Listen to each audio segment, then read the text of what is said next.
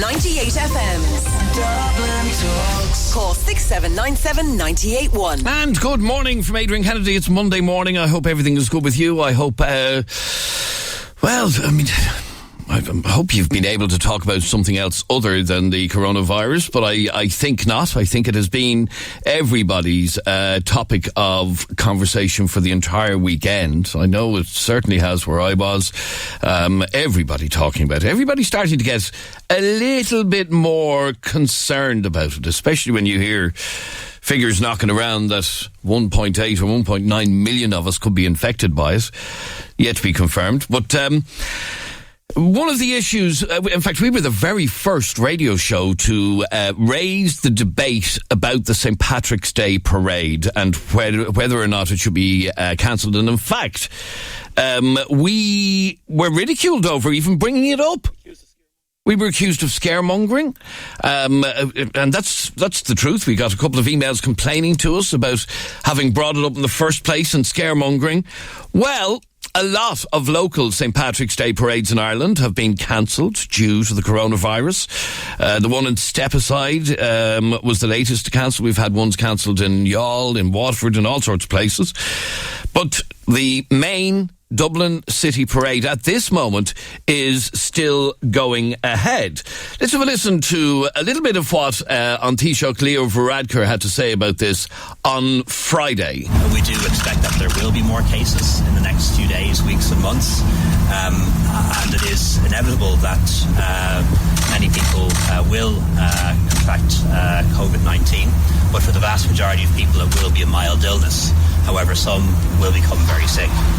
We are still in Ireland in containment phase, and any actions that are taken will be proportionate, will be in line with medical and scientific advice, and will also have regard to what's happening in other countries.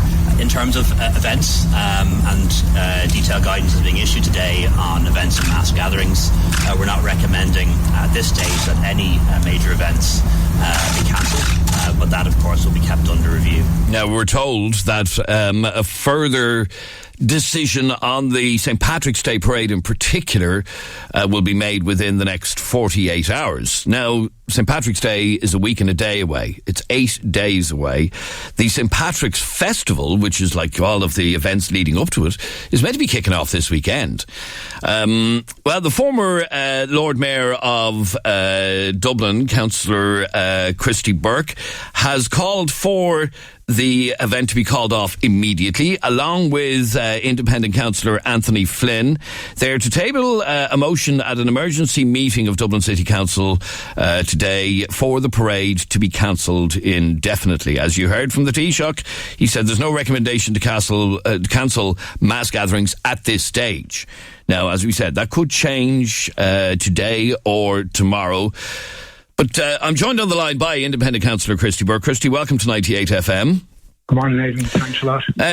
Christy, obviously not happy with the decision that was made on Friday regarding the non-cancellation of the St. Patrick's Day parade. Yeah, like many other people, Adrian, look, at the end of the day, by the way, it's a meeting of the Central Area Committee, which meets tomorrow morning in City Hall at 10 o'clock on its normal monthly meeting.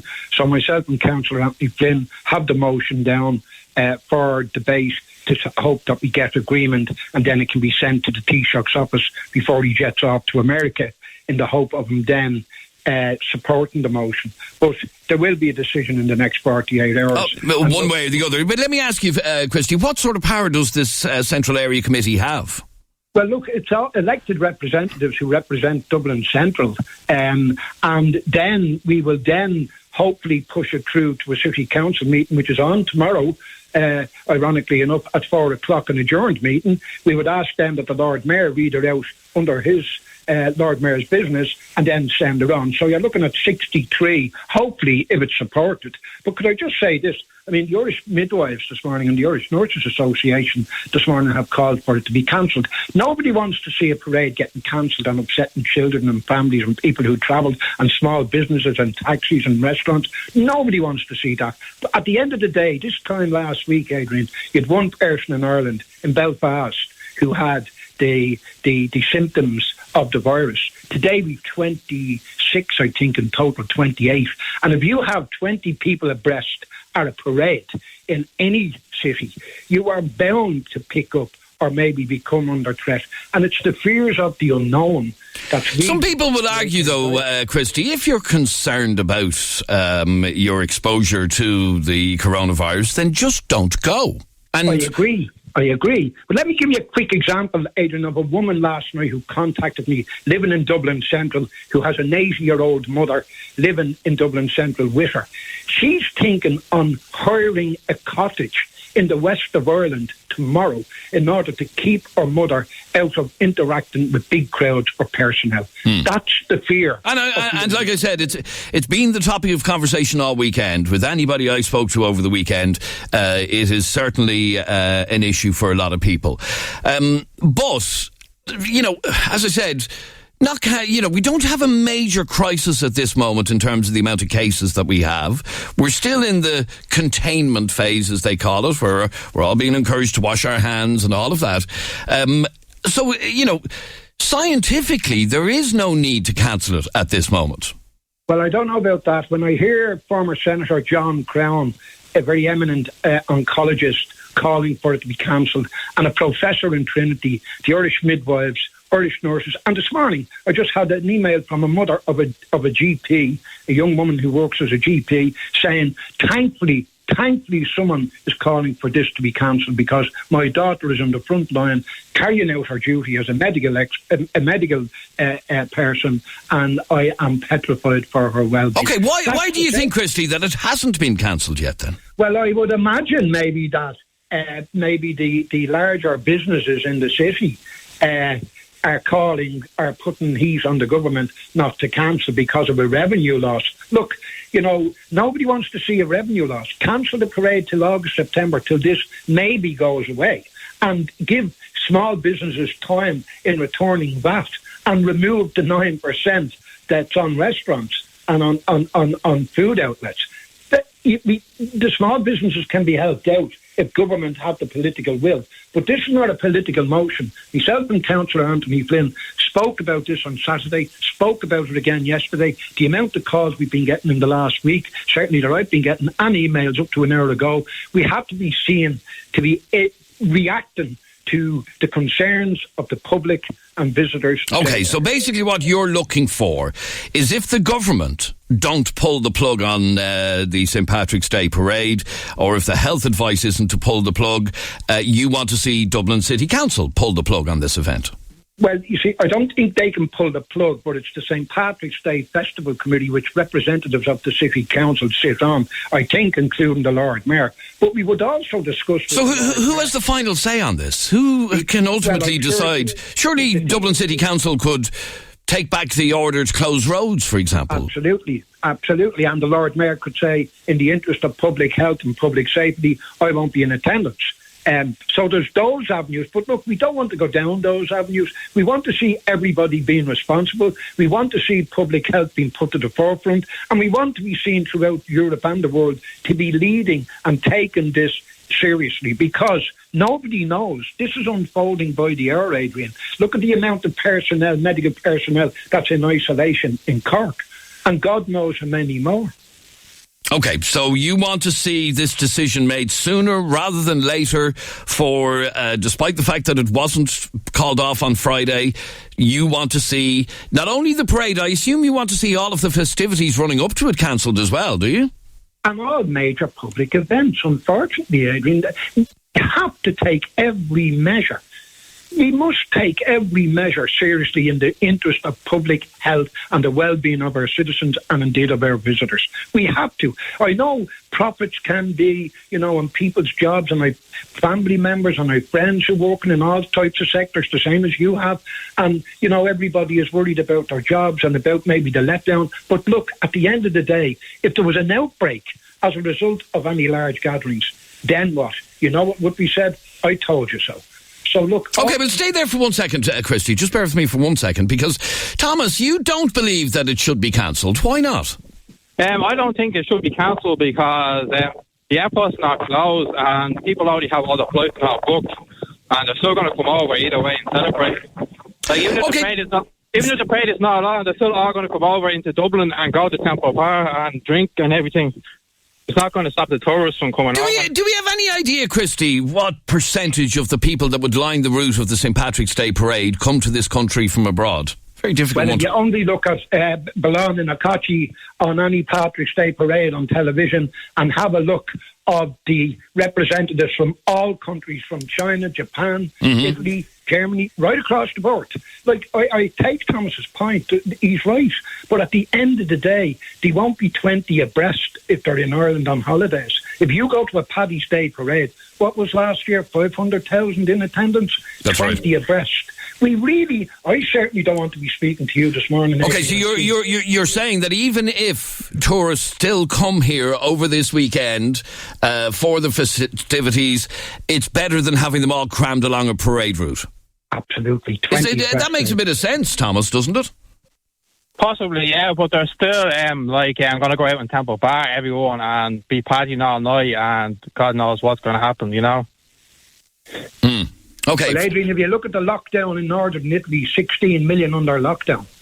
So it might have been a bit late that they introduced that sanction or that cancellation or that lockdown, but it had to be done. At the end of the day, the Italian government knew that this was a serious outbreak and measures had to be taken. I just think that it's a bit too late now to cancel it. Well, it's not. It could be cancelled today, and everyone would know about it. Today. The Taoiseach and the government is going to meet today. And look, it's a non-political issue. It's across the board. It's an event that has to be reviewed. And in the interest of public safety, myself and Councillor Anthony Flynn are going ahead with this motion tomorrow morning.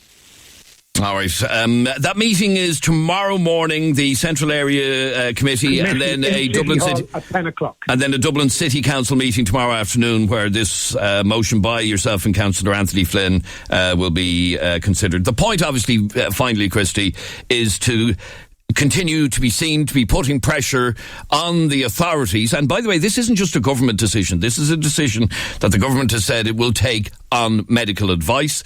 But this is to continue to put that pressure on for that decision to be made. Agree.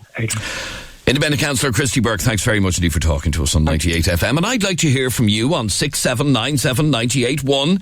You can text, WhatsApp, or send a WhatsApp voice note to 0877 98 98 98. We'd like to hear from you. Is it time, although the government said on Friday at this moment, well, the health authorities are saying there is no reason to cancel the St. Patrick's Day parade. A lot of people, I think people are very opinionated on it now. Okay, Thomas is saying, no, there's no need to, it's too late. But an awful lot of you are saying, let's cancel this. And what else would you like to see being cancelled? Or are you now getting into the mindset of, we need to do what the Italians have done and lock down this country? Shut the door for a couple of weeks. Call me right now on 6797 981. You can text, WhatsApp, or send a WhatsApp voice note to 0877 98 98 98. If you run a business here in Dublin and you will be affected by the cancellation of the St. Patrick's Festival, if that happens, tell me about the effect that it's going to have on you. 6797 981. Where am I going? Billy, you're on 98 FM. How are you, Billy? Morning, how are you? Good, thank you, Billy. Well, I feel I have to. Well, I can commend Councillor Christy Burke there on wishing to cancel the parade. But I have to agree with your man, Thomas. It's too late. Well, it's not too late. It's not too late to cancel the event. Your man Thomas hit the nail on the head there. He said, all these people have hotels and flights booked. They're still going to come over. That rugby match was cancelled last weekend. There's hundreds of thousands of Italians came over. And where did they all go? To our pubs and clubs. Over the weekend, Professor John Crown said his fear was exactly that. If the parade was cancelled, people are still going to come over, and the main problem is when people are congregating in bars and pubs and clubs in close proximity, not out in the air. It's too late. We're up in the airport here, all the taxi drivers. We're all petrified. We don't know who's getting into our car. Okay, so hang on. Let me just go back to the point of the conversation, and this is what Christy Burke was saying a couple of minutes ago. If we have, if the parade went ahead, and if it had the numbers that it had last year, and that's a very, very big if, because I should imagine that even if it does go ahead next week, a lot of people will stay away from it, okay? So we're not going to have anything like 500,000 that we had last year. However, the point that Christy was making is, when you have that amount of a crowd all kind of 10 abreast looking at the parade, you're literally in very close contact with people, if you've ever stood the route of the parade, Billy. And we need to mitigate that. We need to stop that. Well, apparently the problem is indoors more so than outdoors. That's what Professor John Crown said over the weekend. I do understand that indoors is more of an issue, but yeah, okay. So the argument is that there are a lot of people coming to this country anyhow. Yeah. They're still going to come unless we shut down the airport. Exactly, and that's what we should do, even for a week or two. I know it's going to be out of my pocket. I don't know. I haven't paid me bleeding bills. I didn't even work last Friday because I didn't want to take any Italians take the chance. I told you I was going to do it. I didn't do it. You did, yeah. No, as a matter of interest, Billy, other drivers, were they worried about picking? Was there many Italians came in? Yeah. Good few Italians came in. Good few fellas didn't work out there as well. For that reason? But we're all up here in the cantina. We don't know who's getting into our car. Well, people in the car yesterday came in from a skiing trip from the south, from France, the Alps. And the young lad in the back of the car was coughing. That's not a word of a lie. So what are you doing then to protect yourself? What can I do? I phoned up. Well, you could stay. You see, Billy, you could stay at home. How do I pay my bills? That's the question, isn't it? That's it. There's a directive coming out of people self-isolate. The government apparently going to pay them or whatever. Yes. We're self-employed. Yeah, no, but I know it is. I know it is being discussed in terms of the self-employed as well, as to what you might be able to claim. But I mean, at this moment, you don't have any reason to self-isolate because there's. Well, I assume there's nothing wrong with you, Billy. But we're like chickens to the slaughter.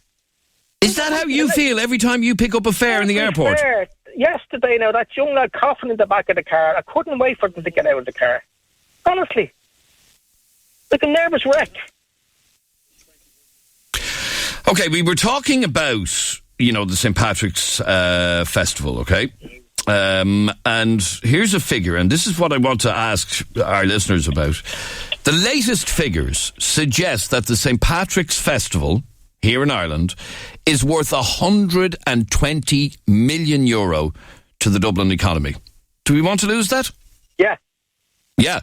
Absolutely. We did it for the foot and mouth. Remember the foot and mouth in 2001? I do. We closed down the country effectively. No St. Patrick. Why can't they do it now?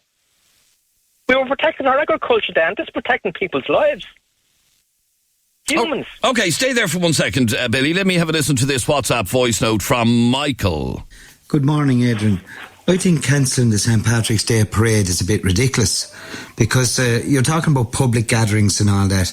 In all fairness, right, if you get on the train or get on the Lewis even, where everybody's jammed in like Smarties, or even like public gatherings where people are going to Tesco's and they're all touching the same trolleys, everybody is passing each other on a daily basis inside in Dublin City, right? Where you've just as many people as going to be, on the St. Patrick's Day parade. People are passing each other every day. So, what's the big deal about cancelling the parade? Just let the parade go ahead. You know what I mean? It's not that it's a little too late, but, cancelling the St. Patrick's Day parade is not going to make a difference. That's what I believe. It's not going to make a difference, he believes. Call me right now on 6797 981. Text, WhatsApp, or send a WhatsApp voice note to 0877 98 98 98. Do you support the cancellation of not just the parade, but the entire St. Patrick's Festival, which is loads of different events that are planned for over this coming weekend? Would you support the cancellation of it, or do you, like many people, think there's no point? We're back in just a moment. The sound of the city, from Furhouse to Finglas. Dublin Talks. 98 FM's Dublin Talks. And this is Adrian Kennedy. We're here until midday today. A message just come in. If the parade is cancelled, will the bank holiday be cancelled too? I wouldn't think so now, in answer to that question, because it's a statutory bank holiday. So whether you're going to the parade or not, the bank holiday will still be maintained. This is a WhatsApp voice note from Wes. Hi, Adrian. I don't see the point in cancelling the parades because I know the figures haven't been released yet, but they reckon 1.9 million people is going to contract this virus anyway. So cancelling the parades is like only preventing the inevitable, in my opinion. That's just my thought. Sorry, can't come on. I'm in work at the moment. I'd like to hear from you. 6797 981. Text, WhatsApp, or send a WhatsApp voice note to 0877 98 98 98. Amy, you're on 98 FM. How are you, Amy? Hi. Now, Amy, you don't think we should cancel it either? No, it's a bit late, and you're gonna the people in town in the city centre. A lot of I went to a concert the other night. And I'm sure, you'd catch it anywhere. Just follow hygiene, wash your hands, don't have any physical contact with people. Okay, so you don't see the need to cancel it because people are going to get it anyway? Is that your argument? Yeah, people go through town every day. A lot of people go through Dublin city centre every day. So unless we shut the country down, people are going to catch it anyway. Yeah, and it's not even that. I think it's down to your immune system as well. Are they not saying the common flu is just as bad? Yes, it is just as bad. Yeah, but the difference is with the normal flu, we do have a virus for it. We do have people can get we do have injections for it, should I say? And people are encouraged every year to get their injection for the flu, and people do. So we don't have that where it comes to this virus. We don't have any sort of an injection that we can give people. That's the worry with it. Stay there for a second. Let me go to Beth on line 1. You're on 98 FM. How are you, Beth? Hi, good morning. Now, you're annoyed with people like Amy saying there's no need to cancel this. Are they for real? Well, believe it or not, Beth, I'm actually surprised by the amount of people today who are saying there is no need to cancel this. Well, I think there is. I mean, there's 2 cases already after being contacted in the community. Correct. What about us people that have lung disease, that have no immune system? Why can't we think of us for a change? Okay, but Beth, you're probably not going to go to the parade anyhow. No, I'm not. Yeah, whether it goes ahead or not. No, but it'll be brought into the community. But isn't it inevitable that it is going to happen? I mean, like we said, those figures yesterday, 1.9 million of us could be infected with it over the next couple of weeks and months. So it's inevitable. Some people think, let's just get on with it. No. And regard all the visitors and all coming, we should be on lockdown. 100% on lockdown. So what are you doing to protect yourself then? Not going outside the door. So you literally... Not going outside the door. Okay, but isn't that as good as you can do? I mean, it's good. No. It is. Not really. If you're not going outside your front door, are you having people call to your front door? Well, my daughters are doing my shopping. I mean, they're coming in, washing their hands, putting the gel on. Mm. But I mean, I don't think it's fair that people should be so flippant and say, oh yeah, should I go to the Temple Bar? That's their choice to go to Temple Bar if them people are there. If they're going to come over and they go to Temple Bar for a drink, well, you know they're there, so you know what I mean. Why go? I won't be going. No, and that's fine. And if you've chosen to stay at home in order to stop getting this virus, then that's fantastic that you're doing that and that you're able to do that. Oh, it's fantastic, is it? Well, I don't think it is. No, but I mean, the point I'm trying to make, well, what's the alternative? You're saying let's not spread it, but it is going to spread. It is going to spread if you go ahead with the parade. It is going to spread if you let all the visitors in. Of course it is. It's going to go out of control then. Okay, well then you heard Amy a moment ago saying, Amy, you were at a concert the other night. Yeah. Did you think people were concerned about it? I'm sure there was people concerned about it, but that's another thing, someone that's sick, with lung disease, or they're hardly gonna if I was sick I wouldn't be going around anyone. No, exactly. I haven't. You'd protect yourself, follow hygiene. Yes, 100%. But it I'm doesn't not make it even any going to the easier. parade myself, but I still don't think it should be cancelled. Well, I do. And, I mean, okay, if Beth. we only have 21 cases at the minute, 22 cases at the minute, you know, you bring in all the visitors. Sure, how many are we going to have then? We will have billions. Okay, stay there for a second. Do you believe, Beth, that by cancelling the parade and the festivities from this weekend, that it will help to slow down the spread of this virus? Yes, 100%. Okay. Even though my children won't be going, my grandchildren won't be going, I won't be going, but it will 100% slow it down. Okay, yes. Stay there for 1 second. I want to just play this WhatsApp voice note from Ken. Hi, Adrian. I think they're dead right in thinking about cancelling the parade. As someone who has gone to the parade every year since I was a kid, the amount of people you come in close contact with, the amount of people you get sandwiched between, that rubbing off you, sneezing, coughing, the whole lot, and a lot of them are foreign, so a lot of them will be Italians and Chinese. So I think absolutely they should cancel it, because I think it's negligent not to. And Beth, you obviously agree with that it would be negligent not to call off the parade. 100%. I mean, it's okay for the Taoiseach to stand there and say, oh, no. But is he going to go? Is he going to go along and mingle in with the crowd? I wouldn't think so. You said a minute ago you want to see the country locked down. Do you literally want us to shut up shop?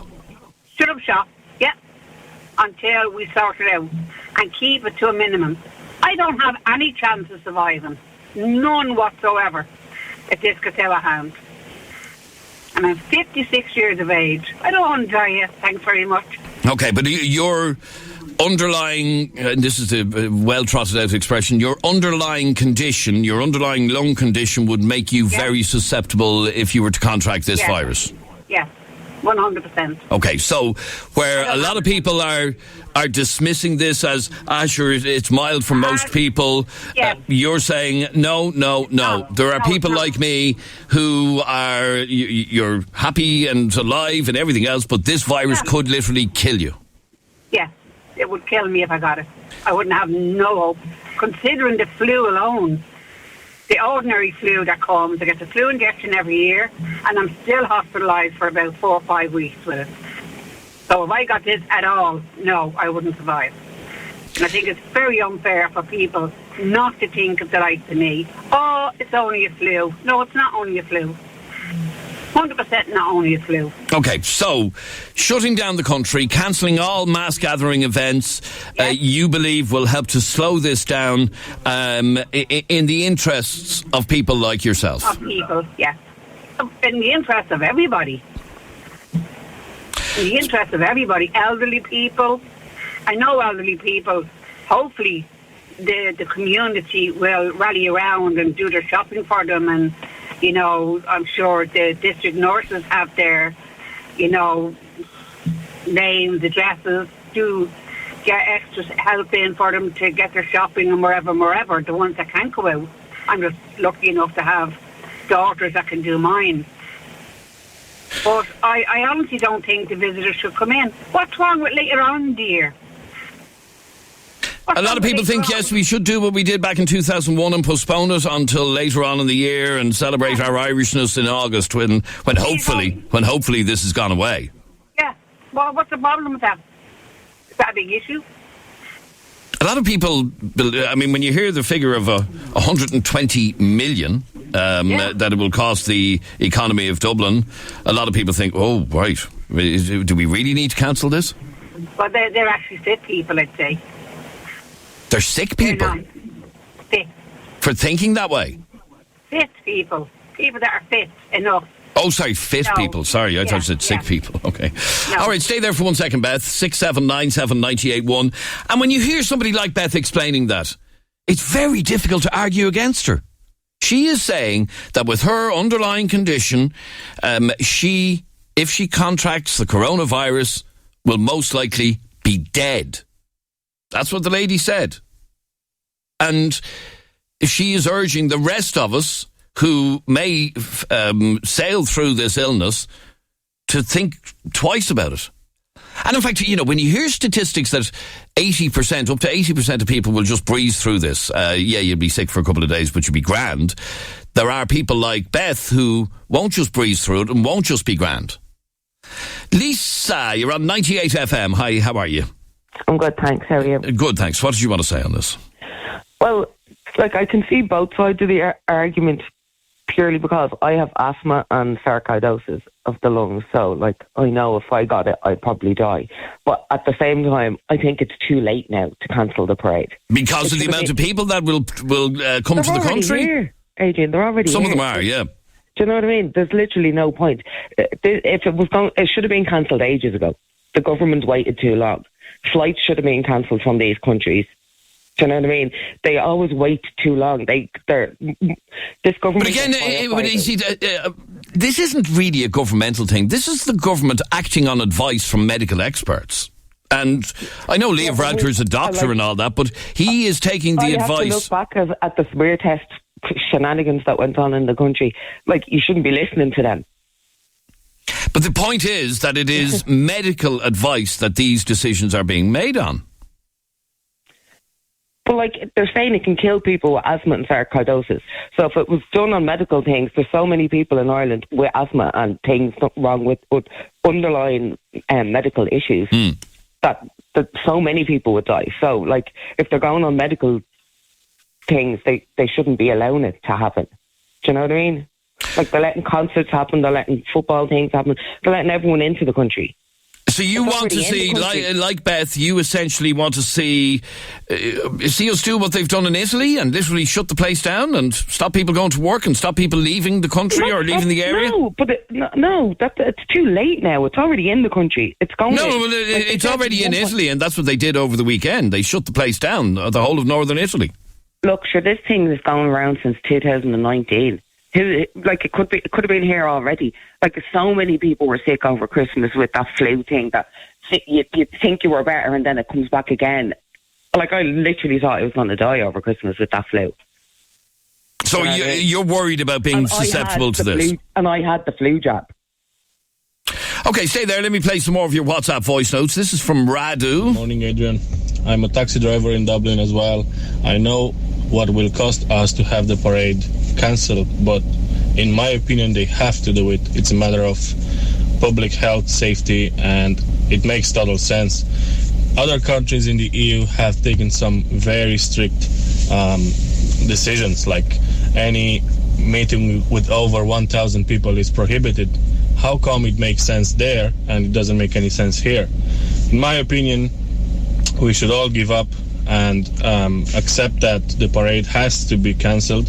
It's for our own safety. Thanks. All right, thank you very much indeed, Radu. And Andrew sent me this. Good morning.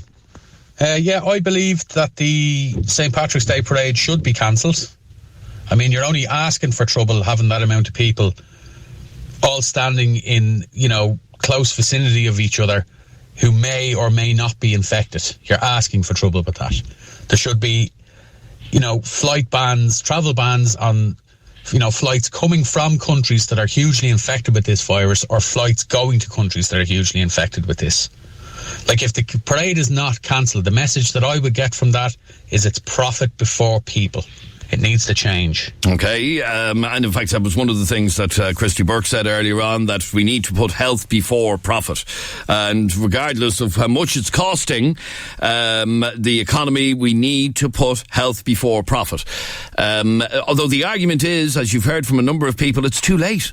Because it's next Tuesday, it's just over a week away. The parade, that is, the festivities, by the way, the St. Patrick's Festival, all the stuff for that actually kicks off at the weekend. But anyway, a lot of people think it's too late because people have booked flights and they're coming here anyway.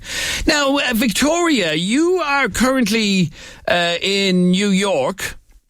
I am. And nobody seems to be in any way concerned about this. No, apparently I got a text yesterday that there was a state of emergency here, and I can tell you there's absolutely no sign of it, no masks, nothing.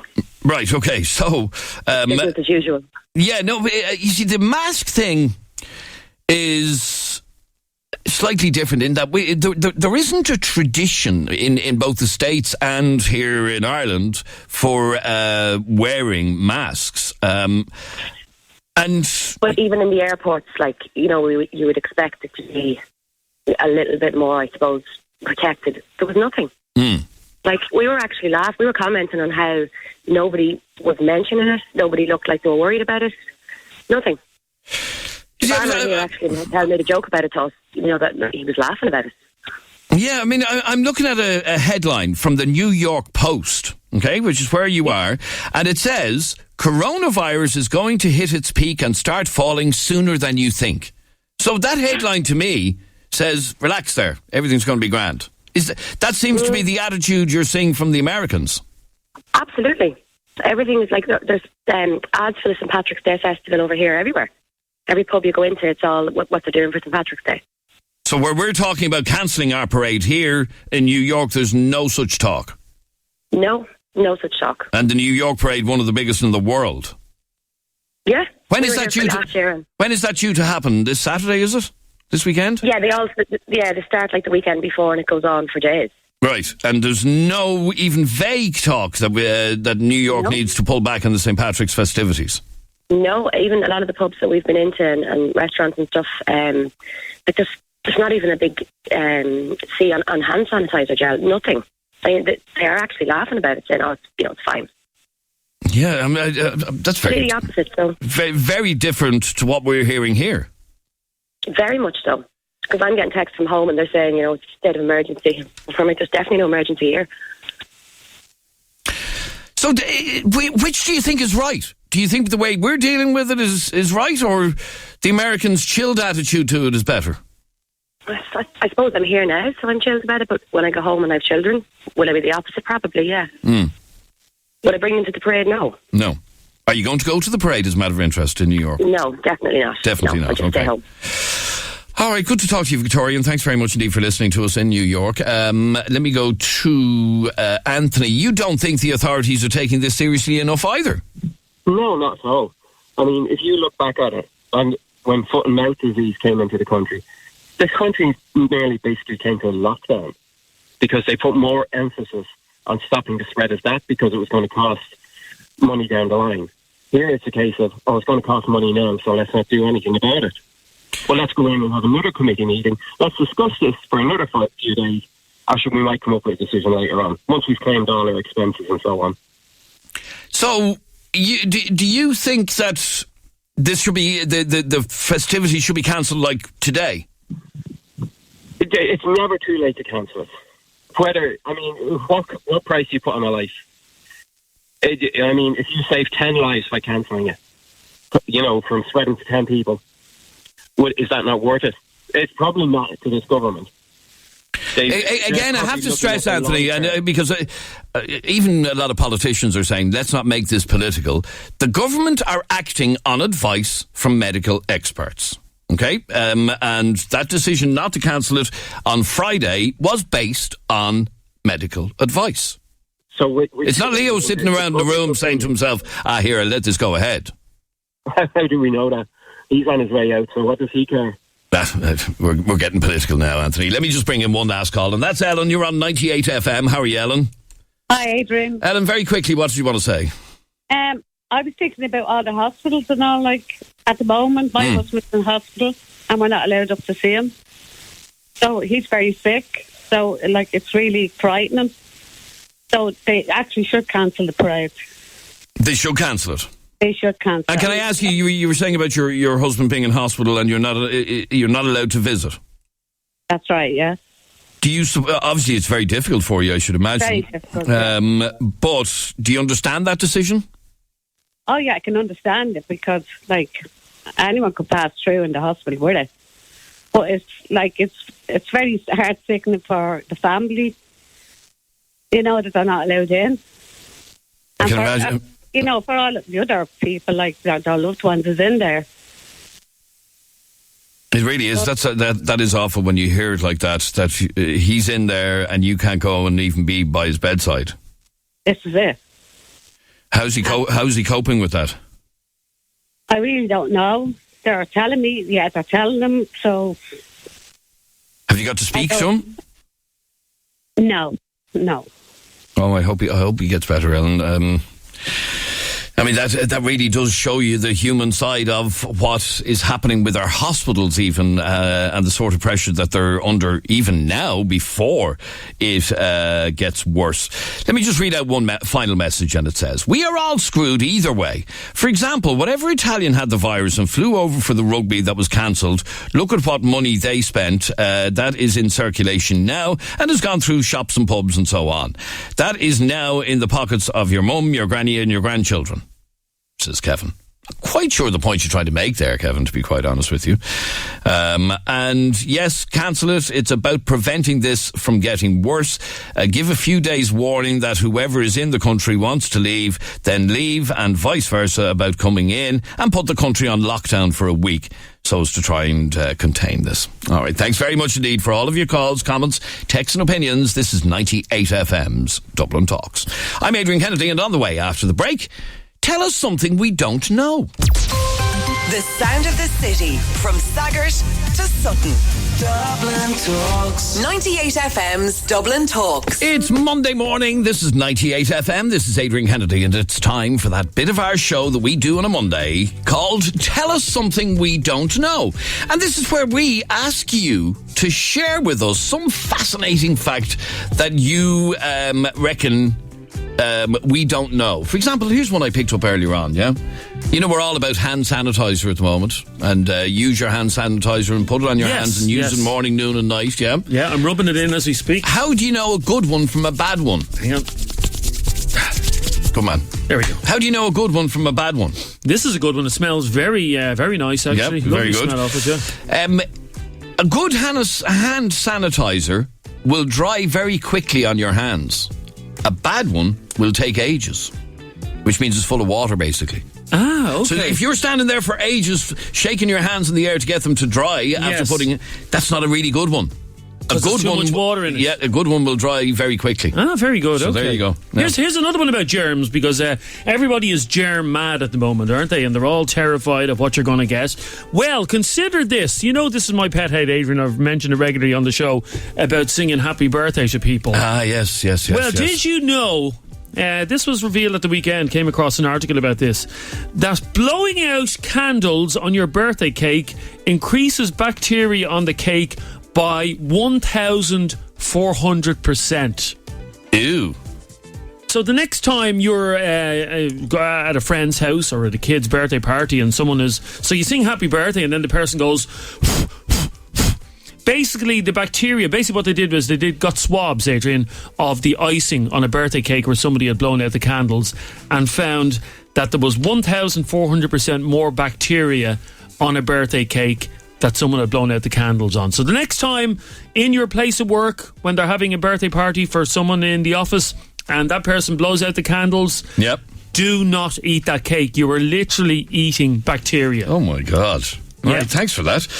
We would like you to share with us something that we don't know. Your fascinating fact that you reckon not only do we not know, but the whole of Dublin doesn't know. Call us right now on 6797 981. Text, WhatsApp, or send a WhatsApp voice note to 0877 98 98 98. And for your trouble, you could win yourself a pair of passes for IMC Cinemas. Okay? Oh, here's another one that just came into us. I wasn't aware of this. Did you know that you can't tickle yourself? Yeah, why can't you tickle yourself? Well, no, you can tickle yourself, but it doesn't have any effect. Like, that's a good question. I want you stick your hand under my armpit. My armpits are very... Okay. Stop. Right, yeah. Now try and do that yourself. Okay, hang on. Oh. How is that? I don't know. You literally tickle me under the arm again. Go on. Jesus, stop. So, Adrian tickling me under the arm makes me all giddy, but when I could be sticking my finger there all day. Nothing. Why is that? I don't know. Tell us something we don't know. Call us on 6797 981, or, as always, send a text, a WhatsApp, or a WhatsApp voice note to 0877 98 98 98. Alain That's a French name, Alain, so it's Alan with an extra I. Alain, listening to us in France, sent this to us. He says, if you stand in front of a mirror and want to kiss any part of your body whilst looking into that mirror, you'll always end up kissing your own lips. So I'm assuming he's saying if you wanted to kiss your knee in a mirror, you wouldn't be able to. Probably see a doctor or something like that if you start kissing mirrors. Start kissing mirrors, yeah. Wendy, you're on 98 FM. How are you, Wendy?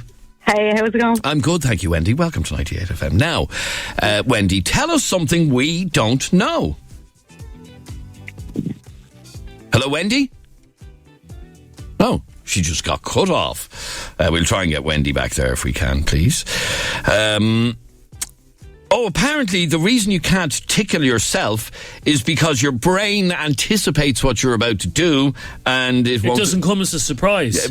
Pretty much, yeah. No, because you told me you were going to tickle me. I know, but you no control over what I'm doing. No, but you have control over what you're doing. I want yourself. you to tell me now, Jeremy, I'm going to stick my finger under your arm. Tell me that now. Okay, Jeremy, I am now about to put my finger under your arm. So I'm aware you're about to do it. Now do it. Okay. No, that's not true at all. That's lies. Not true. Okay, Stephen sent us this, something we don't know. Your stomach acid dissolves razor blades. I'm not sure how true that is, but that's what I read one day. Can I just stress that 98 FM would like to advise that you do not try this at home. How in God's name would somebody know that your stomach will digest razor blades? Yeah, it's actually true. I have the details on this. Your stomach's acid, the acid that's in your stomach, is so strong. It's hydrochloric acid. It's so strong that it can actually dissolve metal.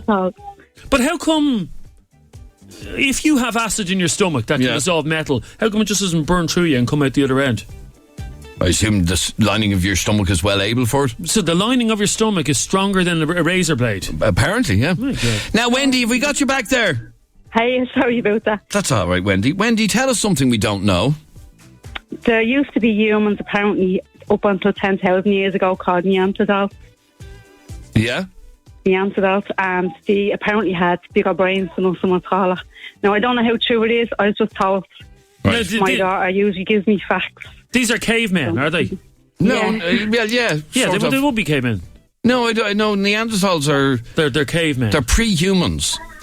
They look a bit like us, but they're a bit more primitive. But you're saying that they had bigger brains than us? Apparently they were taller and had bigger brains. Can you find out the answer to that, Jeremy? Yeah, give me a second there. I have a fascinating fact about your name, by the way, Wendy. Really? Your name did not exist before 1904. Before 1904? Yeah. Really? Yeah.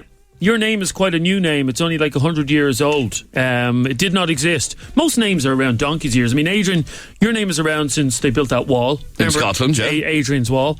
But your name was invented in 1904 by the man who wrote the book Peter Pan. There was a character in Peter Pan. I'm just believe that's where I got my name. Yeah, well, there you go. But that's where the name came from. So before Peter Pan existed, Wendy did not exist. Really? Yeah. That's a fascinating fact. Now, can you tell me about Neanderthals? Well, I'm looking at a photograph of them. They are cavemen, yeah. They're cavemen. Yeah. They were around 40,000 years ago. And, yes, they did have really large brains. But that doesn't mean they were more than... I don't think that means they were more intelligent than us, dude. But they were much taller as well, were they? Yeah, they were on average about 7 foot tall. Oh, really? Yeah, they were massive. 7 foot tall with big, huge brains? Yeah, there you go. Thank you, Wendy. That's a fascinating fact. Jordan, tell us something we don't know. Hey, Don. The world's largest tire manufacturer in the world is Lego. Over to you, Jeremy. That is true. Yeah, we discovered this a couple of weeks back on the show. Back. I can't remember. I'm going to find out. They basically because of the toys that they make. Yeah, Lego produce more tires than any other tire manufacturer. Now they're little teeny weeny. I think they beat them by a fair amount as well. I think it's like over 100 million. Yeah, they're little teeny weeny little things, but and they won't do much good for you if you're stranded on the M50 with a puncture. Okay, lads, here's the figure. Guess how many tires in 1 year? Many. 381 million. Oh. Whereas Michelin only make 184 million. So they make twice as many tyres as Michelin do. But that's very a fascinating fact. What is your fascinating fact? Call us right now on 6797 981. We're back in just a moment. It's It's 11 o'clock across Dublin. Good morning. This is Adrian Kennedy. This is 98 FM's Dublin Talks. And this is Trish with Monday's top headlines. Thanks, Adrian. The Health Minister says a decision on St. Patrick's Day parades will be made in the next 24 to 48 hours. 21 people in the Republic now have the coronavirus after 2 new cases were confirmed last night. So far, 3 of the 21 cases of coronavirus have come from community transmission, which means it's unclear how they got it. A man in his 40s is due in court this morning in relation to firearms offences. It's after Gardaí investigating organised crime stopped a car in the Shankill area on Saturday evening and seized a machine pistol. Step Aside Garda Station has reopened after 9 years. The Garda Station opened at 7 this morning and will be fully operational. Cybercrime is increasing faster in Ireland than anywhere else in the world. That's the warning being highlighted at an international fraud prevention conference in Dublin this week. And Bruce Springsteen and his wife Patty are donating a piece of original artwork to raise funds for the Jack and Jill Foundation. The initiative sees people pay €50 for a piece of art, but no one knows the identity of the artist until after they buy it. And you're up to date on 98. 98 FM's Dublin Talks. Call 6797 981. And this is Adrian Kennedy. That man there is Jeremy Dixon. And it is time for you to share with us something that we don't know. Okay? Something that we don't know. This is basically where you tell us a fascinating fact that you reckon we don't know, and in fact most of Dublin doesn't know. And in return for that, you could win yourself IMC cinema passes. Okay? Here's one, and I'm trying to look into it from Gavin, and he says, lads, did you know there's 10 countries in the world that don't have a McDonald's? I thought McDonald's was everywhere. I did myself, but obviously it isn't absolutely everywhere. I can tell you one would be North Korea. North Korea doesn't have any McDonald's. Why, have you been there? No, but I just know they don't have any. I'd say Cuba doesn't. Cuba, here, oh my God, this is bizarre. There's a country in Europe that doesn't have a McDonald's, and I did not know this. Where would you say it is? The Vatican. No. I doubt there's a Ronald McDonald's in the Vatican. Well, I don't know. Iceland does not have a McDonald's. Really? Restaurant. Oh, no, I didn't know that. What have they got against McDonald's up in Iceland? I have no idea. Jake, you're on 98 FM. How are you, Jake? How are you? Good, Jake. Jake, tell us something we don't know. Coco Chanel, the perfume girl, was a Nazi spy during World War II. Say that again, I couldn't hear you. Coco Chanel, the perfume girl, was a Nazi spy during World War II. Oh, did I hear that before? Something like that. No, how would that ever come up in conversation? I should hear that. And was Coco Chanel still alive? No, obviously. Oh yeah, you're right. I'm looking it up here. Coco Chanel, according to some documentary, was around during World War II and was allegedly a Nazi spy. Yes, there you go. The company tried to keep it. Yeah, but that's like saying you wouldn't buy a Volkswagen now because Volkswagens were they invented by Hitler? Well, I don't think Hitler himself invented a Volkswagen car, did he? But it wasn't him who named them Volkswagen, which is people's car. They also invented Fanta. Who did? The Nazis. Invented Fanta? No. Yeah. Oh, go on, look that up. Hang on. No, I need the answer to this. That's definitely not right. Talk about... Fanta originated as a Coca-Cola substitute during the American trade embargo of Nazi Germany. No, they didn't invent it. It was invented during the war, but it was not... Hitler had other things on his mind to be worried about than inventing Fizzy Orange. All right. Good man, thanks, Jake. By the way, where in God's name are you? House. Because it sounds like you're about to be blown out into the sea. Yeah. Are you walking? Are you walking along the pier? No, walking along the Hout Road. But I'm looking at the window here and there's not a bit of wind outside. Yeah, well. There you go, well. All right, Jake, thanks very much indeed. Keep your calls coming in, 6797 981. Text, WhatsApp, or send a WhatsApp voice note to 0877 98 98 98. We want you to tell us something we don't know. Here, I have the list of the countries where you can't get a McDonald's. No matter where I go on holidays, the one thing I do is I like to go to a McDonald's on holidays, just once, just to see if it's the same as the McDonald's at home. You can't get McDonald's in Bermuda either. Okay, which seems Iran don't like McDonald's. They don't like anything, though. Sure they don't. Iran. No. Macedonia. That's in Europe, isn't it? Macedonia is in Europe, yeah. Iceland, apparently, which is bizarre as well. North Korea, so you're right about that, Adrian. Bolivia don't have a... and Jamaica. Really? There's no Ronald's in Jamaica? No, in 2005, the last ever McDonald's closed down in Jamaica. So obviously Jamaicans weren't into it, would you say? Tell us something we don't know, Remy. How are you? Welcome to 98 FM. How you doing? Remy, tell us something we don't know. Right, okay, so seemingly the term okay, okay. Yeah.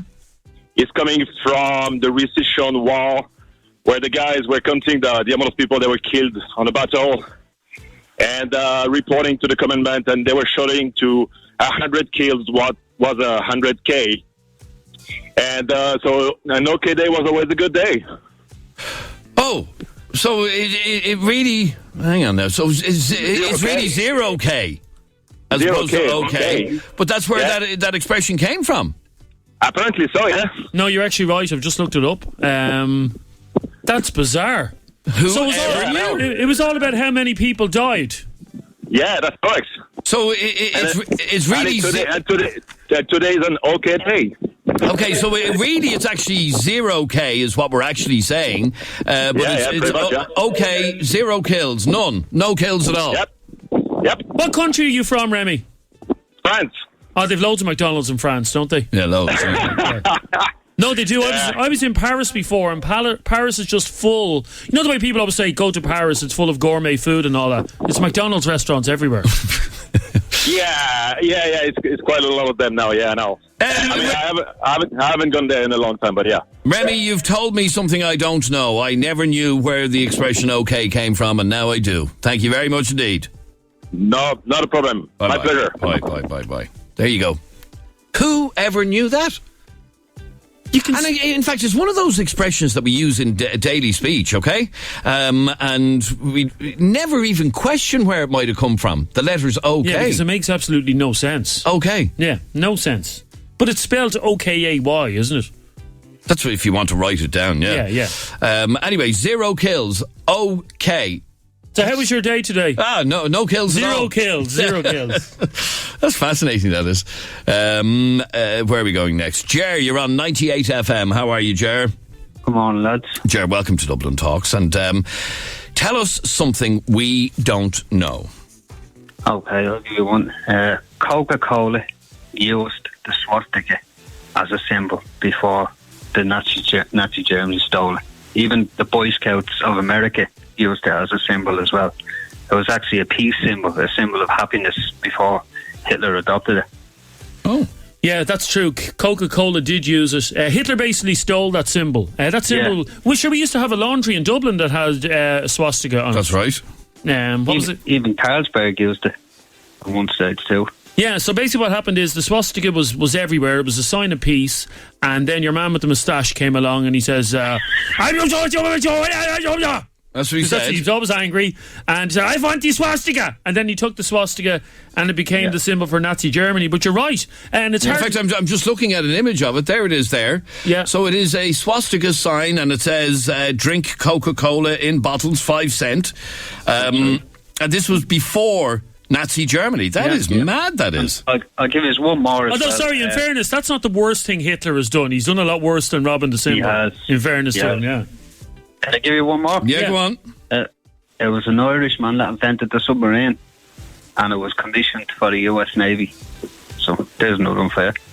An Irishman invented a submarine? Yeah, no, I did. Yeah. I knew that. I'd heard that before. And is his name Submarine? Was it named after him? No, his name is John Holland or something like that, is it? John Holland. Was that what his name? So where did he get the name Submarine from? I don't know. Submarine, so it goes down underwater. Yeah. I'm only after getting that now. I never realised that's where the word submarine comes from. Well, what do you think it came from? I thought it was someone's name or something like that. What kind of people do you hang around with? No, but I never realised it's 2 words. So it's named after Peter Submarine. But it could be. His name, the word, shut up. The word sub means under, doesn't it? And the word marine means water. Yeah. Well, I never. That's something I never knew. God, you are very thick. Thank you, Ger. You definitely told us something we don't know. In fact, I'm looking at another poster for Coca-Cola, and it says, drink a bottle of Coca-Cola and be lucky. Look under the cork and you may find a coupon calling for a cash premium from 5 cents to $1. But on that poster, as you can see, look, lots of little swastikas. Look. Now, for those of you who don't believe that there was a laundry in Dublin called the Swastika Laundry, now this is before any of our times, but it was in the Shelbourne Road and Ballsbridge, and it opened in 1912, so way before Hitler came along. And it was a laundry where you'd bring your sheets and whatever to get cleaned, and on the chimney of the laundry was a big swastika symbol, and the little vans that used to go around, Adrian, delivering the fresh sheets. I'm going to show you a photograph. In fact, I'm looking at a photograph of it here. Yeah, I see it. And it has swastika laundry on the van and the German symbol, the Nazi symbol. Yep. All right, let's squeeze in one or two more. And Andres, how are you?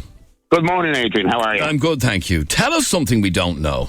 Well, just going back to your Volkswagen, the car company. Yep. It was commissioned by Adolf Hitler, but it was designed and built by Karl Porsche. He of Porsche fame, obviously. So he designed the Beetle, and that chassis to this day is still used in every Porsche 911. Who knew? So there you go. Basically, what we're getting out of today's show is everything goes back to the Nazis. Basically, yes. Every single thing. Even Jeremy's sense of humour goes back to the Nazis. Goes back to the Nazis. Yeah, they're a little bit straight-laced as our German cousins. All right, Andres, thank you very much indeed. Let's squeeze in two more with WhatsApp voice notes. This is from Paul. Good morning, lads. Just wanted to let you know we've had 6 storms in the last 6 weekends and another storm next weekend. What's the chances of a storm every weekend? What are the chances? I just thought it was a windy day. Have there actually been storms? It's been awful, yeah. No, I know, but is that... But it's just at weekends. Oh, why are the storms not hitting? Why can't they come during the week when we're all at work? And keep the weekends nice. I'm only after noticing that we had... From Friday evening till Sunday, for the last couple of months, it's been storms, yeah? Yeah. Then come Monday morning, it's absolutely grand. Yeah. What's the reason behind that? I don't know. James? You need your big toe for balance. I did know that, James. If you... So what, there's people that don't have big toes falling all over the place, is there? You will find it very difficult to walk without a big toe. How do I test that out? You don't really. You don't? You don't. But if you lost your big toe, you'd have trouble walking. But if you were born without a toe... You'd still have trouble walking. No, because you wouldn't know any different, would you? Kieran sent me this, finally. How is lads? Did you know that if you put fruit beside flowers, it will actually ripen quicker? And the reason for that is that there's a gas that flowers release called ethylene gas, and that will make fruit more ripe. Please come to one of my parties next week in the house. That's a great party kicker, isn't it? And finally, the swastika is a Hindu symbol before anything else. So it's a Hindu peace symbol. So there, Hitler. It was all about peace, that symbol was. How dare you? All right, thanks very much indeed for all of your calls. They were some fascinating things that we did not know, and we do that every Monday right here on Dublin Talks. This is 98 FM. I'm Adrian Kennedy, and we are here until midday today. Now, next on the here's one for you. This is one I am sure has happened to an awful lot of you. Here's the deal. You get engaged to be married. Everything's lovely. You're all madly in love. But then something goes wrong and the engagement breaks up. What happens to the ring? This is something that actually divides opinion. It's all to do with engagement rings and who should get the ring when an engagement ends before the marriage actually takes place.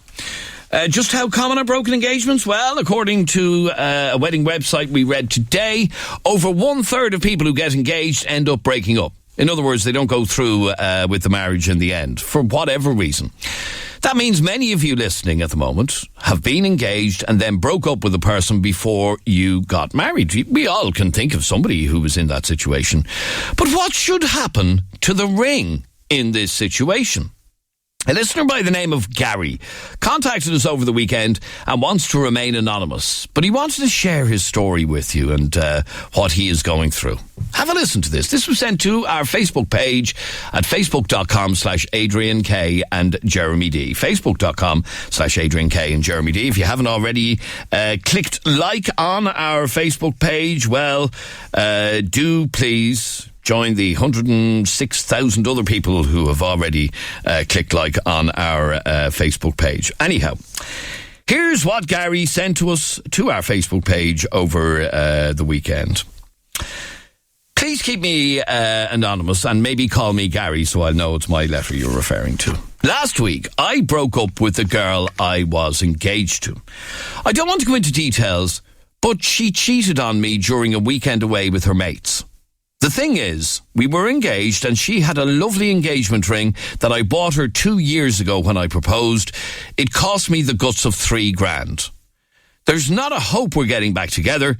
And the other day I told her I wanted the ring back and she refused and said it was hers and she was selling it on eBay. I then said, let's sell it and split the cost of it.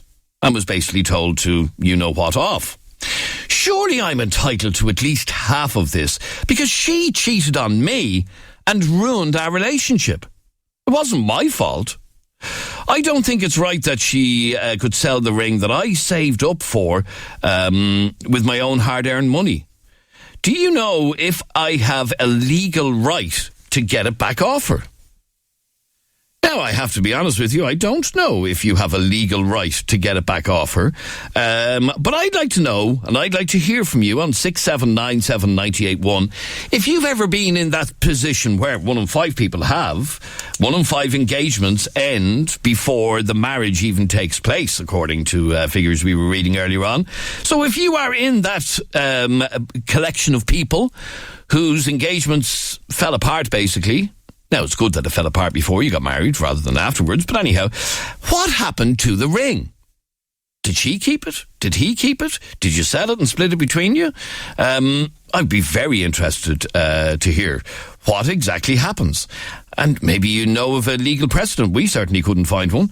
Call me right now on 6797981.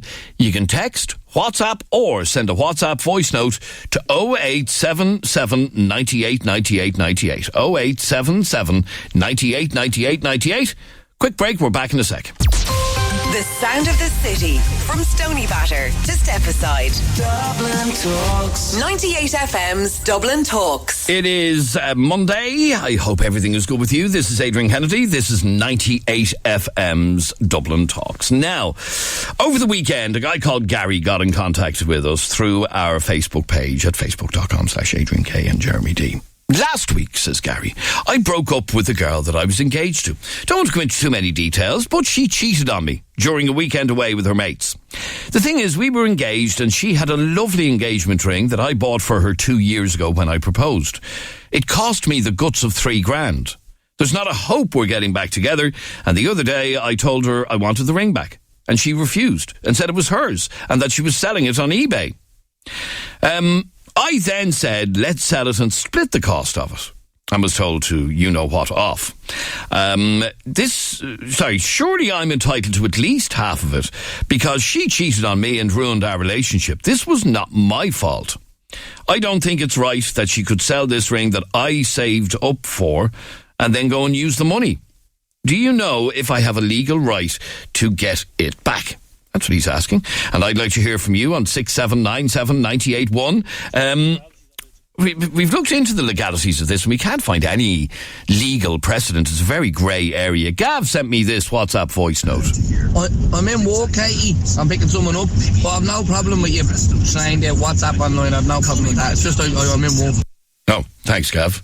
That was great. Neve, you're on 98 FM. Hiya, Neve. Hi, Adrian. How are you? Good, thanks, Neve. What did you want to say? Oh, I feel so sorry for him. It seems very morally wrong that she should profit from, first of all, cheating. That she won't even offer him half the ring. I mean, lucky escape is springing to mind here. But you're right, it is a very grey area. I thought the situation was that a ring is seen as an intention to marry, and you give it as a symbol of the intention to marry. And if then you don't go through with the wedding for whatever reason, the ring is returned. That's what I thought the legal thing was, but I don't know. We can't find any legal precedent here. We really can't. And I know, for example, an awful lot of messages, an awful lot of rings that people buy are very expensive. It's very expensive. This guy says he spent $3,000. I know of people who've spent a lot more than that. I know of guys who've really put themselves to the pin of their collar in order to save up for an expensive engagement ring, and then she goes and does the dirt on you, and you're left out of pocket and no relationship. Yeah, it's very harsh. I don't know. I'd maybe just go and speak to somebody, even just get some actual proper legal advice. I mean, I presume none of us are particularly legal minds, but get some proper legal advice. I honestly thought it was all down to do with this sort of contract and intention and all these legal. But then, if it was a contract, you'd sign something. Well, that it's given as an intention to do something, and then when you don't do that something, it gets returned. But morally, I mean, how her conscience can actually go along and sell this and pocket whatever money she manages to scramble from it, it just should. Morally, she should give it back, or at least split it with him. I mean, he sounds like a decent guy. He said, "Look, I'll take half." He's actually, the fact that he's even offering her anything shows his decency, and she can't even be decent enough after doing what she did to give him half of it. I'd go get legal advice and just find out. Yeah, but here's the problem. The thing is worth $3,000. Sure, to consult with the solicitor is going to cost you money as well. It's not, it doesn't come free. And we're only talking. No. I know. I can say we're only talking about a $3,000 ring, but we are only talking about a $3,000 ring. If you're talking about legal action, at this stage, I think he's obviously very hurt. He was very let down. He was going into this with the intention of marrying this girl. She let him down in the worst way possible. He's hurt, and I just think he should get it back. Okay, stay there for 1 second. This is the message we were meant to play from Gavin. Gary, just heard your letter there. Listen to me. Let it go. Let her keep the ring, pal. It's like, in the future you'll realise it'll be like getting a different phone. You'll upgrade. You dodged the bullet. I'd rather spend $3,000 and lose it and find out it was worth losing in the end than if you had a married her and it would have came back to kick you in the hole. Seriously, pal, you dodged the bullet. For $3,000, let it go. I wouldn't be looking for your money back or your ring. All right, Gavin, thanks very much indeed. Now, Stephanie, you're on 98 FM. Hi, Stephanie. Hi, Adrian. How are you? Now, this is a difficult one, and like I said, we can't find any legal precedent here in Ireland for whether or not it's a lend of a ring, or is it a gift of a ring, or is it a ring that's kind of part of a contract. We can't find really any precedent for this. But what's your opinion on it? I think she should be able to keep it, because at the end of the day, it was a gift given to her. So at the end of the day, it doesn't matter if she cheated or not, it doesn't matter what she did. You should just let it go and let her keep it, because he did give it to her as a gift, you know what I mean, and just move on. So she should keep it? Yeah, she should keep it, and she should be able to sell it if she wants to, like, you know. But it is a gift to her at the end of the day, you know what I mean? You shouldn't be so petty, you know what I mean? Just let it go, like. I know, but when you buy an engagement ring, when you ask somebody to marry you, you're, signing up to a deal here. We're going to get married in a year or 2 or 3 or 4 or whatever. And she decided she wasn't having any of this anymore. She went off and had a fling with some fella, and their relationship is now over. But it was her fault. I know, but at the end of the day, at the end of the day, it was a gift, you know what I mean? At the end of the day, I said, by him keeping going on about wanting it back, he's just being as petty, you know what I mean? He's being petty, because of it, you know? But it's a $3,000 ring. It's a €3,000 ring. I know, but she just let it go and move on, do you know what I mean? Just let her keep it, you know? But why? Because it's a gift. He gave it to her as a gift, But he's not asking for any other present that he gave her back. It's the engagement ring. I'm sure he bought. It's her ring at the end of the day. He gave it to her. So, at the end of the day, I just don't see why he's so adamant at getting it back. Do you know what I mean? I really don't. It's only money at the end of the day, you know? No, I know it's only money, but the fact of the matter is, it's money that, his hard-earned money, that he bought her that ring as a sign that they're going to get married. I know, but she doesn't want to give it back. There's nothing that he can do about it, you know what I mean? But you don't see a connection. The way she sees it and the way it is, he gave it to her as a gift. So no matter what happened, she should be able. She's keeping it. At the end of the day, she doesn't have to give it back to him. You know what I mean? If she wants to make money from it, let her make money from it. You know what I mean? Okay, stay there for 1 second. Let's play this WhatsApp voice note from Bob. Morning, Adrian. I can't come on. I'm driving this morning. In relation to the chap about the engagement ring, I think he got a lucky escape. That's the type of wife she'd have turned out to be. She only cheated him once by doing the dirt and twice with the ring, not giving it back to him. Had a lucky escape, Gary. God bless. Bye-bye. Yeah, lucky escape. He still can't get the ring back. Neil has some advice for Gary, and here it is. Adrian, if he just keeps annoying her, keeps texting her, says he wants at least $1,000 now, but just keeps annoying her, keeps texting her, she'll eventually give in, eventually get cheesed off, and she'll give him what he wants. Just keep annoying her, because that's wrong what she did. It's disgusting. It's kind of stalker material there, Neil. If you're talking about repeatedly bombarding somebody with messages, that gets into stalker territory, it has to be said. Keep your calls coming in on 6797981. If you were ever in this situation, as apparently, I never realised this figure was so high, 1/5 of couples who get engaged end up breaking up. So they never actually get married. They break up before the marriage actually happens. That is what happened to Gary. They got engaged 2 years ago. The ring cost him the guts of $3,000. Anyway, she did the dirt on him at a weekend away a couple of weekends ago, and he's finished with her. Had enough.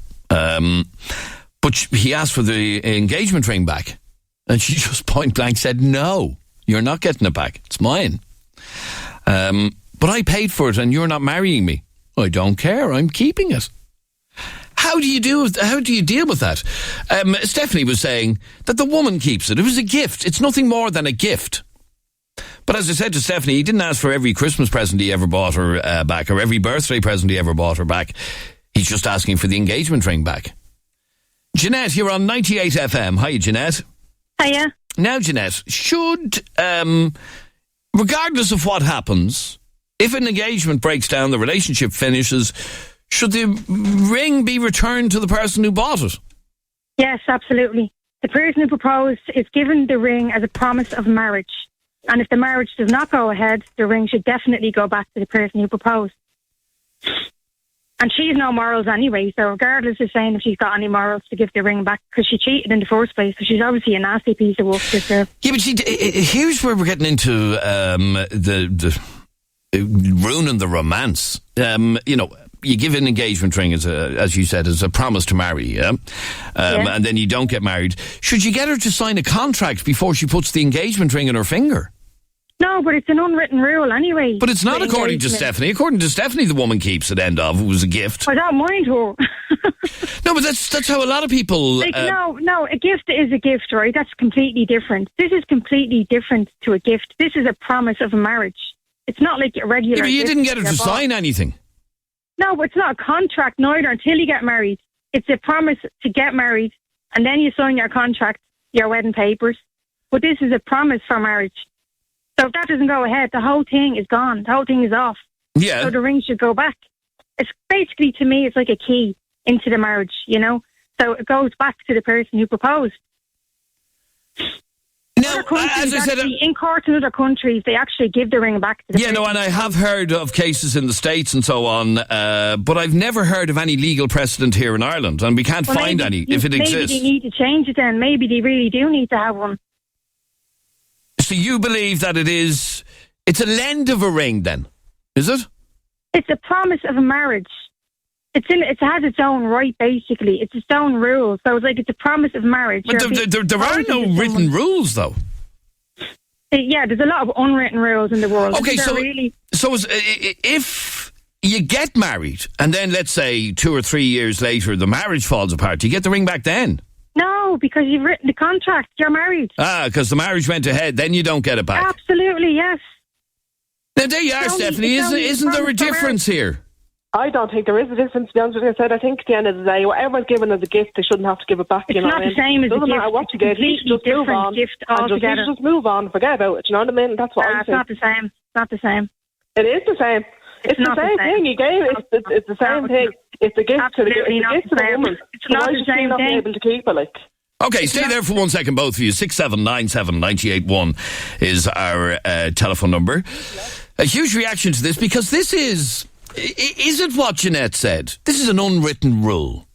That out of a sense of decency, if you get engaged to a fella or a woman, when you accept an engagement ring, you're only taking it on loan, basically.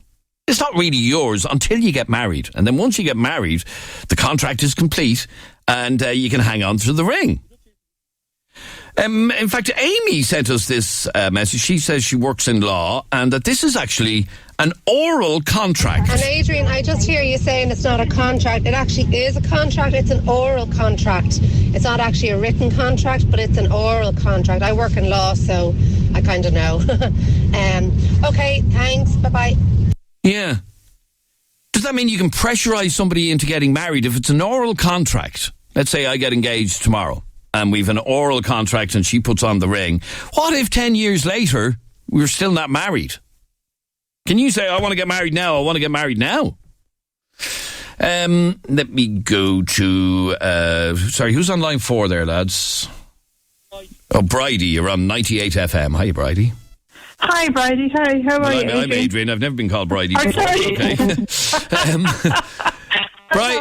Bridie, you think that this is a break of a promise? Yeah, it's breach of promise. I mean, you would think that going back over the years, I mean, particularly like many years ago. But I mean, I would agree with the last one or two girls that were on it and said, like, when you take the ring and he's on bended knee and he asks you, "Do you want to marry me?" You're agreeing to get married. Yeah. Now, and I don't think it matters the reason you break up, whether it's you or it's him, but you took that as an agreement to get married. So, I mean, it is yours for the time that you have it. But I mean, okay, let's look at this another way. Brian, you heard what happened. He said that she basically did the dirt on him on a weekend away a couple of weeks ago. I don't think that matters. But, because she could argue, he's ending the relationship. I want to give this another go. He's ending it.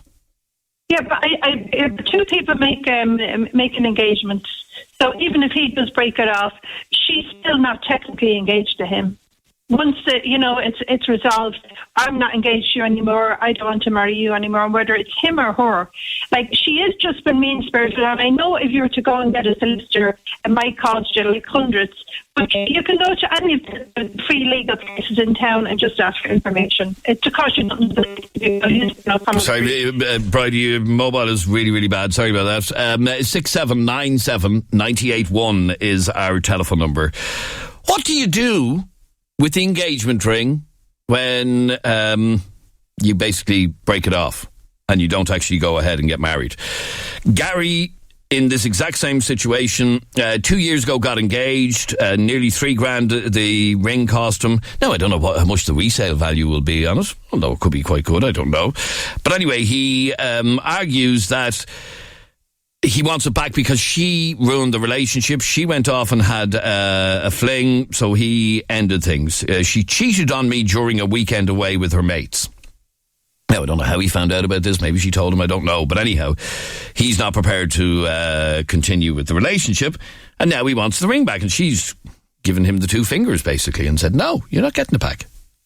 How do you resolve this? Have you ever been in this situation? John, you're on 98 FM. Hiya, John. How are you doing, Adrian? Good, thank you, John. What did you want to say on this? Whoever has the receipt is the legal buying owner of the ring at the end of the day. If he has the receipt, it's his ring. End off. Right, yeah, and maybe he does, but what does he do? Prize it off her finger? No. He has a receipt. He's the legal buying owner by that. He has a receipt. It's like a logbook of a car. It's like anything else. You're going to buy something, they ask you for a receipt to exchange something. You haven't got it, they won't exchange it. Okay, so he rings her today, and he says... He has the receipt of it, and he's gone back to the jewellers, and then the jewellers can ring, and whatever, you can sort it from there.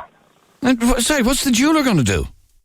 He bought it in the jeweller, so the jewellers can give him an affidavit saying he bought it in there, and then he can go legal advice on it. No, there's no question about him. There's no question about the fact that he bought it. Yeah, has he got the receipt of it? That's the main thing. No, hang on, okay, if he has the receipt of it, yeah? Yeah. And he rings her and he says, I have the receipt of this. All she'll just do is tell him to... She get can't stuffed sell again. that ring. She can't do nothing with that ring. Yes, she can. That ring can be classed Yes, as she stolen. can. No, you can't. You need a receipt. Would you don't need a receipt to Would buy- you buy a ring on eBay?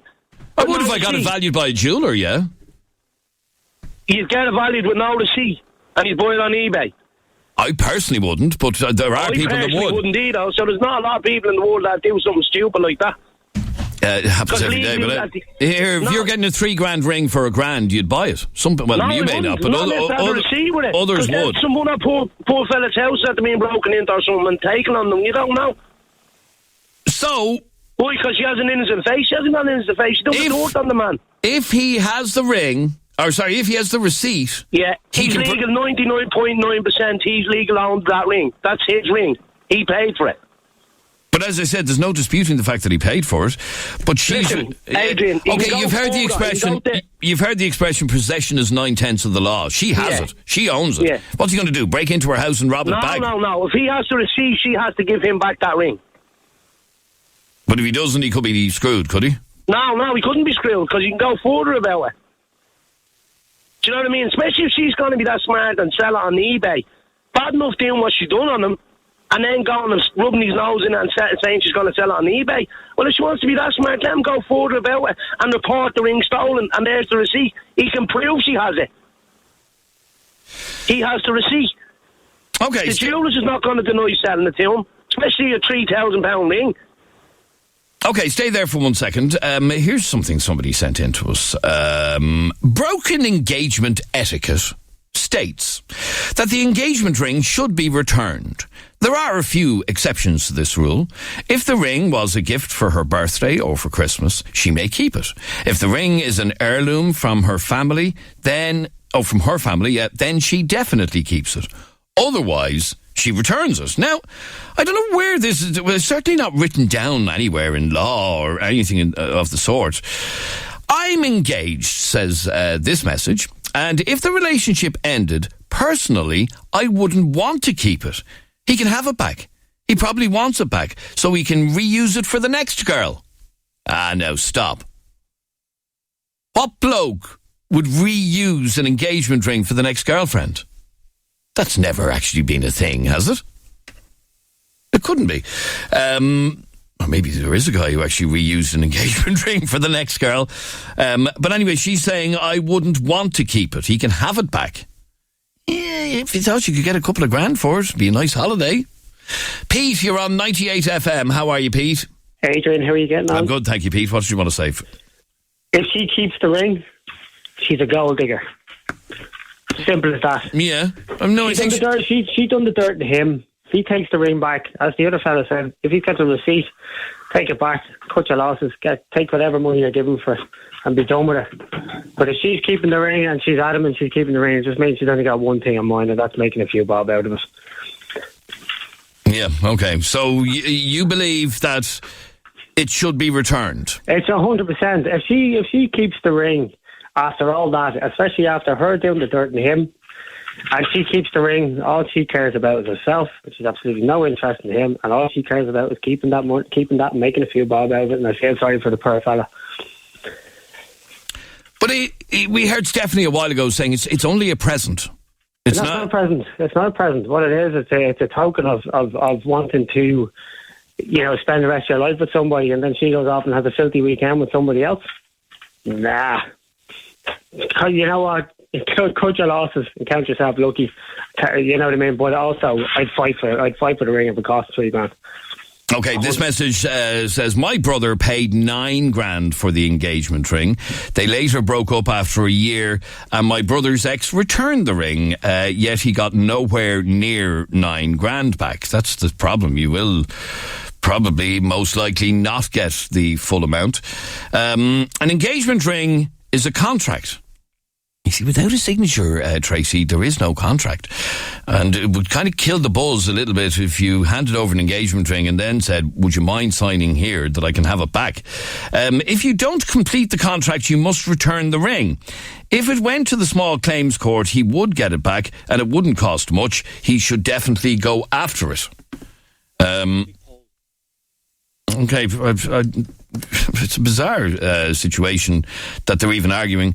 Let's do very quickly a very quick Dublin Talks text poll, just to size up opinion. Let's do this over the next 1 minute. And here is the question that I want to ask you. In an engagement situation, if the engagement breaks down, who keeps the ring? All I want you to do is text him or her. Okay, simple as that. Text him or her to 0877 98 98 98. Where do you stand on this? A lot of engagements actually do break down, 1/5 apparently. So in an engagement breakdown situation, the engagement's off for whatever reason, who keeps the ring? Him or her? That's what I want you to text. Text the word him or the word her to 0877 98 98 98. I'm just interested to see what percentage of you think that this woman should, without a shadow of a doubt, give that ring back to him. Or is it like Stephanie said, it's a present. It's no, you don't go asking for every Christmas present that you bought for her back. Or if you do, you're a bit sad.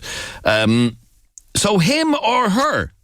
Just text him or her to 0877 98 98 98 and let me know how you feel about this. So they're flying in now. The votes are absolutely flying in.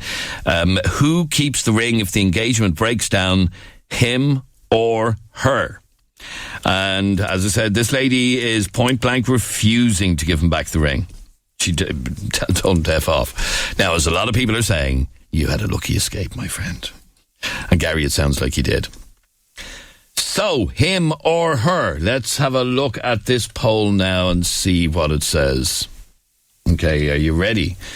We asked you to text in him or her, and our computer is collating the results right now. Hang on there for 1 second while it just gets its act together here. You can hear it calculating it. Him or her, who keeps it? Oh, right. That is quite categorical, it has to be said. Let me just double check this now. Let me just double check this. I didn't think it was that high, but let's have a look now. Once again, him or her, who keeps the engagement ring? Here is the result of our poll. A startling. I mean, a startling. Are you ready? What percentage do you think it is? A startling 93% of you. 93% of you believe that he keeps the engagement ring. So she should give it back to him. 93% of you saying him, and the other 7% of you saying her. So there, 93% believe that the man should be given back the engagement ring if and when their relationship breaks down. You're listening to 98 FM's Dublin Talks. This is Adrian Kennedy. We're here till midday today. After the break, we hear from a Dublin man who was attacked in the Dublin 8 area simply for doing his job. The sound of the city from Adamstown to Artane. Dublin Talks. 98 FM's Dublin Talks. And this is Adrian Kennedy. We're here till midday today, and our telephone number is 6797 981. How dangerous is it being a delivery driver here in Dublin? Now, you might think, no, not at all. You just deliver whatever it is you're delivering, and you deliver it and you head on your way. Well, apparently not. A Dublin delivery driver was left with massive bruises after he claimed he was attacked by the same gang of teenage thugs for the second time in the space of 3 months. Rohit was set upon by a gang of up to 20 teenagers. Think about this for a second. Up to 20 teenagers as he was making a delivery in the Rubin Street area in broad daylight on Friday evening. Rubin Street is just down towards the Combe direction in Rialto. Okay, that's where he was. This is in Dublin 8, and he was attacked in broad daylight. Rohit, good morning and welcome to 98 FM. Hi, morning. Hi, Adrian. How are you? Take me back to what happened last Friday. What exactly do you do and what exactly do you deliver? So on Friday around 3 or 4 o'clock, and I walked for Joe's seat, and I got an order and it was for Ruben Avenue. So it was a day road light. So I was thinking, okay, I can do this order, So while I was on my way, I just entered to the Ruben Street, and suddenly I find out that there's around loads of teenagers, around more than 20. I'm not lying that. Them probably more than 20, So and they were coming from that street, So I was thinking they might throwing something on me, But I suddenly changed my mind. I just I will speed up my moped. I will just cross them, and that's what I did. I speed up my moped, and they look at me. I didn't look at them. They throw loads of things. One of the guys throw me, the bike log.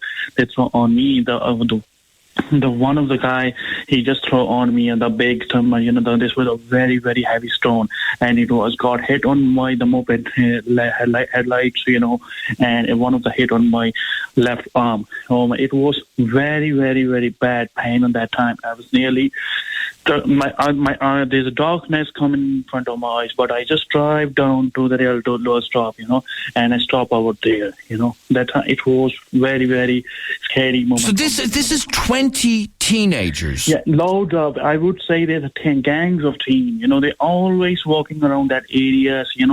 So some small kids, they're more than 12, 13 years old. And can I ask what sort of thing are you delivering?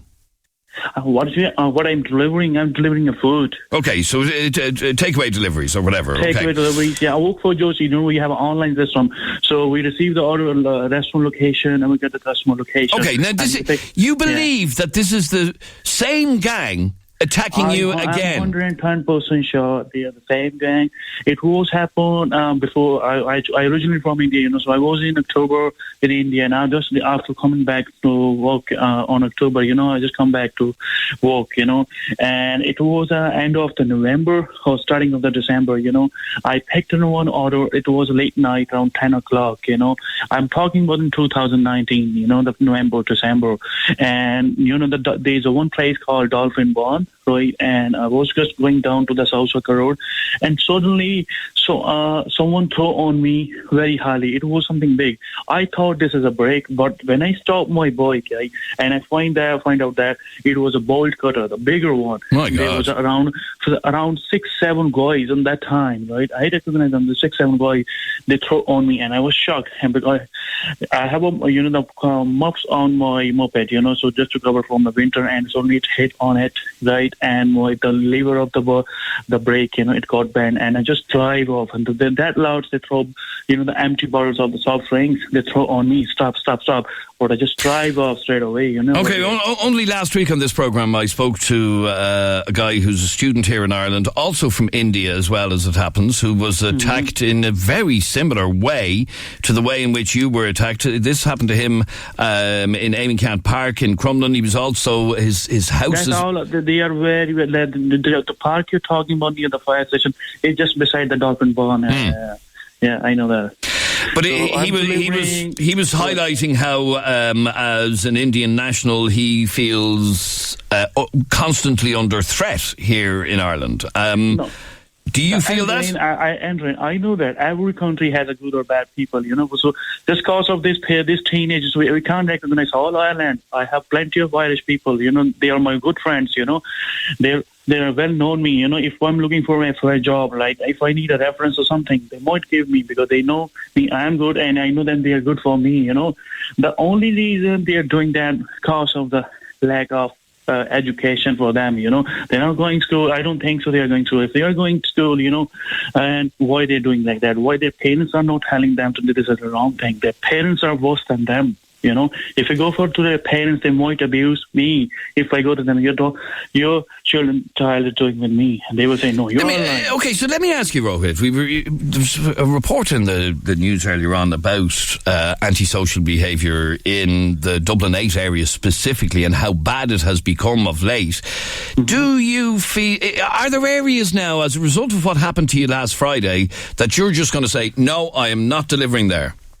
Yeah, I'm not going to delivering there. Yeah, because usually I'm not delivering on the area after 6 o'clock, because there is no guarantee and I'm safe over there now.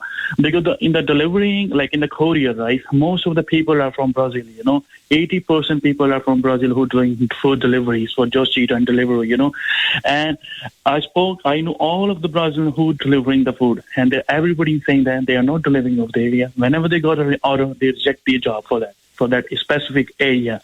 You know, ma'am. So you're telling me that in the Dublin 8 area, if I want a fast food delivery, if I want a chipper delivered to me, it's going to be very difficult?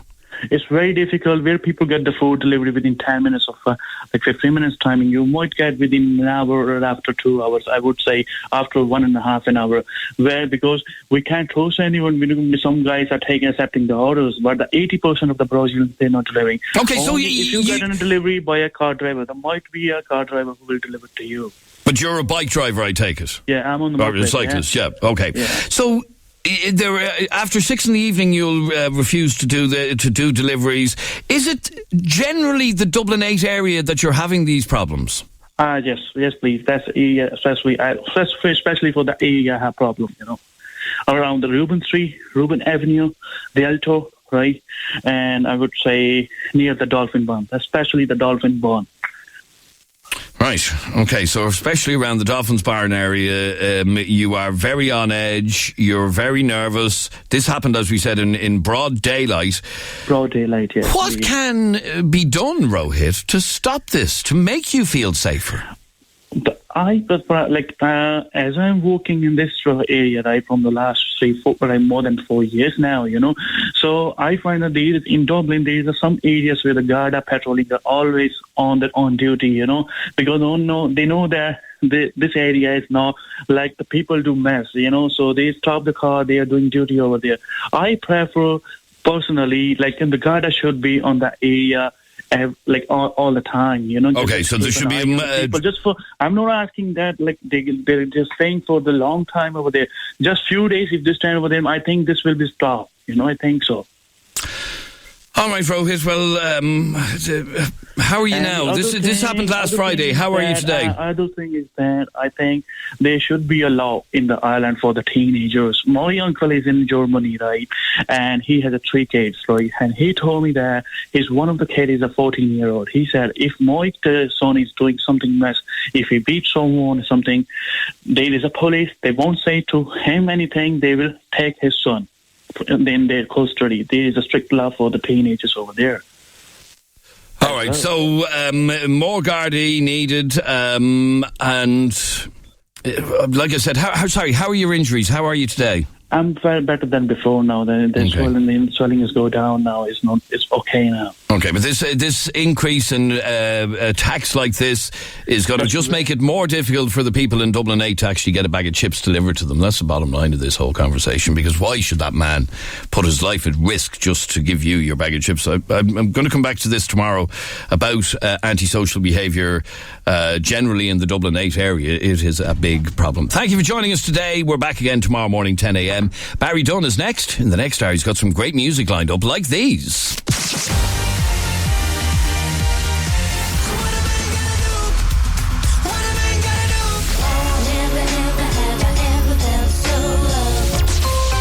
The sound of the city from Balbriggan to Blanchardstown. Dublin Talks. 98 FM's Dublin Talks.